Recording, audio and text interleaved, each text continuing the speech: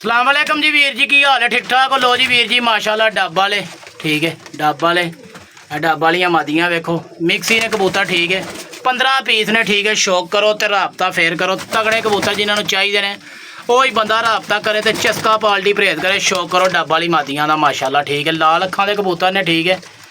शौक कर लो तो फिर राबता करो। जिन्होंने चाहिए ने वही बंदा राबता करे तो चस्का पाल्टी परहेज करे। हर बंदे नूं पता है कबूतर चंगे तो म्यारी लियाई दे ने ठीक है। शौक करो तो राबता फेर करो। गोल्डन भी ने विच ठीक है, गोल्डन भी ने माशाल्लाह। शौक करो तो राबता फेर करो। तगड़े कबूतर जिन्होंने चाहिए ने वही बंदा राबता करे तो चस्का पाल्टी परहेज करे। नंबर 0320 6241 254 तीसरी वीडियो 0320 6241 254। लोकेशन डस्का कारगो पूरा पंजाब ठीक है।